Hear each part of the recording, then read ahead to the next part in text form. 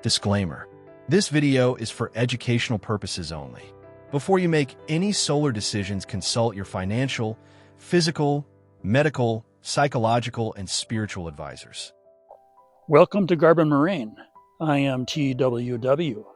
It is short for the Warped Woodturner and the owner of mythical Garben Moraine Productions Company. Please be sure to hit the thumbs down button, but please do not hit subscribe since we already have too many subscribers. Today we are happy to bring you a lecture by Andrew Artifish given during a solar seminar held by the Garben Moraine Foundation on March 2nd of this year. Andrew is a new solar owner, and he will describe what he learned by installing solar so you can learn from his adventure and avoid some of his mistakes.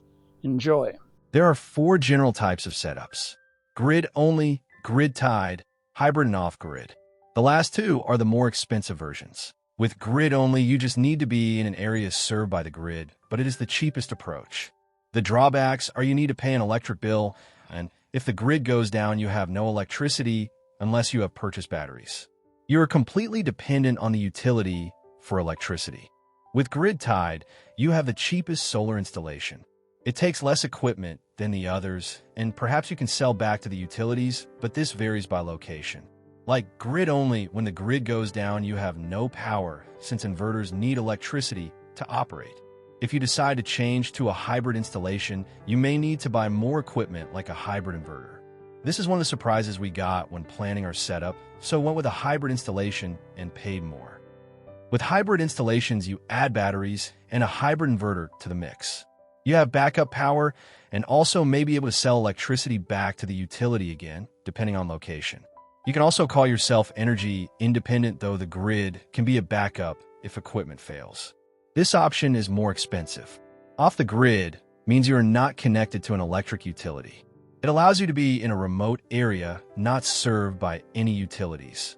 This option is also expensive and may require more batteries than a hybrid installation, depending on how many batteries are involved.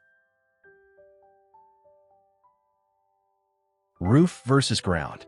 We have a walkout basement, so we could not clear snow from panels from the ground.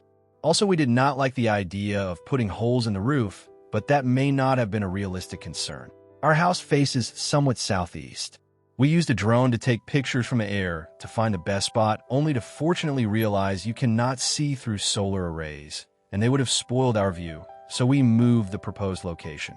Our lot has trees hiding the sun after about 2 p.m. in the dead of winter, but lots of open area to the southeast. Knowing if the second array facing southeast was the right decision still is up in the air. Security. Can people see your solar panels from a street?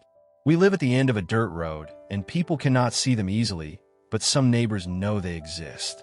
If the mythical scat hits the fan, you may have lots of people wanting to live with you. Unlike water and food, it is not real easy to share electricity unless people have portable batteries. Since we have bifacial panels, will white plastic on the ground be worth the price? Hard to believe white stone would be. Winter snow may help in the late afternoon with the bifacial panels, but there has not been lots of snow this year. In March, a few times the Solark said the generated electricity was briefly over 15 kilowatts with 540 panels or 15.1 kilowatts worth of panels. We are not sure what will happen in the summer when temperatures are warmer.